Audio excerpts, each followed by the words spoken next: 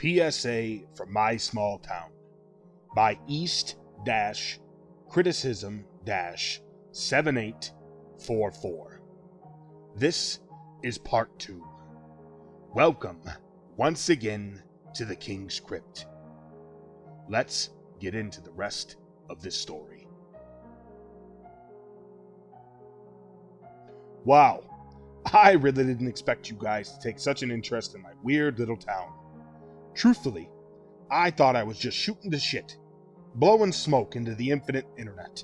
Regardless, thank you for the kind words. I was reading your comments while having yet another egg sandwich at the gas and lunch. Funny enough, someone pointed out something I hadn't paid no mind to before. How did the radio know about the horse being returned so soon? Something to think about for sure. I'd assume Mrs. Weller saw her equine pal running past the window and gave the sheriff's station a call. I do have a little bit of an update on Mrs. Weller though. Nothing tragic, I promise. After I'd gotten done cutting my hay for the day, I went back out to her place and knocked on the door. She invited me in, and I asked her how the horse was doing. What she said confused me a little bit, but I didn't want to pry. She told me that he was back to center, if that rings a bell for any of you guys. I was just happy to hear that it was most likely doing well. Of course, I asked for her permission first, but here's a little bit about Mrs. Weller. Being a gentleman, I'd never dare to ask a lady her age, but she seemed to be no older than 35. And I truly mean this with no disrespect, but that woman is probably the only person I've ever met that I could actually call a hippie. I never knew the circumstances behind her becoming a widow.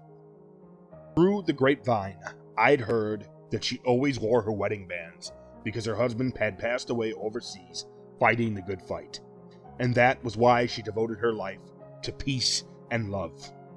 But I wouldn't take too much of that seriously. The folks that claim to know more than most about her always say that this had happened back when the Vietnam War was still raging on, and I can't imagine that she's old enough to have been married to somebody who fought in that war. When I entered her home, I noticed the pleasant, flowery smell with an undertone of wood smoke. A while back, I'd heard someone at the gas and lunch say what kind of incense she used, referring to how pleasant it smelled on her clothes. Whatever that is, I'm assuming it's where the scent was coming from. She's a very sweet lady, very long, pitch black hair. Probably only stood around 5'2". She's always wearing flowy, floor-length skirts and absolutely never wearing shoes.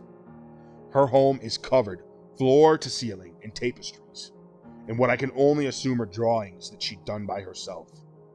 Again, a kind woman indeed. So I've been thinking about more stories I could tell related to the PSAs. I don't think I've ever been quite as close to the content of the announcements as I was with the whole horse incident. But there is one I remember from way back that definitely stuck with me. I was just a kid, 13 or so. My mama had allowed me to play outside on my own as long as I kept the handheld radio I'd gotten for Christmas with me. I was an only child, so playing pretend outside was very, very common for me. The soft sounds of Garth Brooks' If Tomorrow Never Comes trickled from the speakers. Great song, I might add. But anyway, for whatever reason, no matter how low the volume is, the PSAs are always loud and clear when they come through. I remember it vividly. I was making little plates and silverware with whatever clay I could dig out of the mud hole at the edge of the yard, when the announcement tone abruptly cut off Brooks' words. Ladies and gentlemen, this is a PSA for county residents. Get inside your home now. Get inside your home now. Get inside your home now. The voice was incredibly loud, almost sounding distorted against the soft hum of the cicadas. By that point, I knew to take the broadcasts very seriously, and by the first sentence, I was sprinting back up to the porch. Just before I'd reached the steps, my mother opened the door, grabbed my arm, and yanked me inside. She turned the deadbolt as soon as the door shut behind me and began dragging me into the kitchen, where the trapdoor for the root cellar lay hidden underneath the rug. I remember the fear in my mama's eyes as she yanked the rug away, lifted the door, and shoved me down so hard I completely missed the ladder and fell the 6 feet down to the hard dirt floor at the bottom. Radio screaming and warbling in my hand all the while. Our root cellar was pretty typical. I think, at least. Shelves filled with fruit preserves and canned veggies. Mama had stored a couple cases of water and a spare radio down there as well. At the time, I figured it was set up for the fairly common tornadoes that came through the area. Looking back now, I don't think that's the kind of disaster she was planning for. Mama reached down and shut off my radio, suddenly filling the cellar with an eerie silence. This only lasted a few seconds, though, before the buzzing started. At first, it was only a small vibration, barely audible through the dirt walls. It was a deep, electrical kind of humming that you can feel in your chest before hearing with your ears. Nothing like the humming of mosquitoes or cicadas. I was used to it in the summer months. I would almost say it was more like a groan or a growl. Soon, though, the noise grew to the point that it was shaking dirt from the walls. Mama was sharp as a tack, though. Before the settling silt had a chance to fill our little shelter with dust, she poured some water on a couple stray tea towels left on the shelves and pressed it against my nose and mouth. God bless that woman.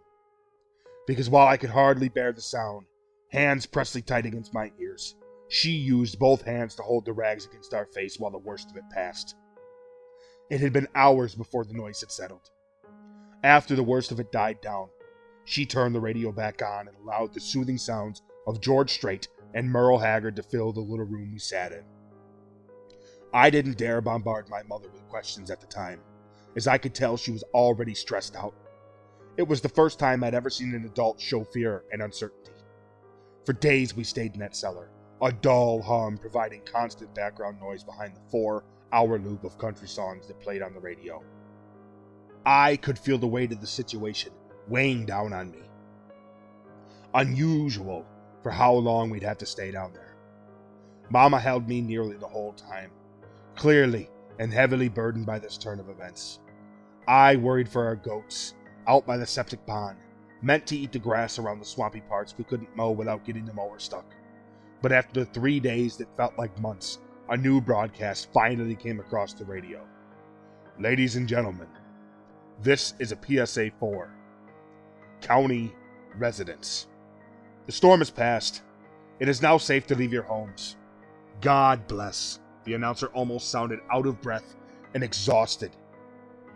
When we exited our cellar, our home was the same on the inside.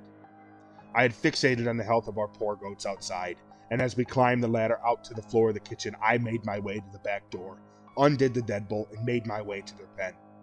We had 5 at the time, but I only saw 2 from afar as I ran towards them.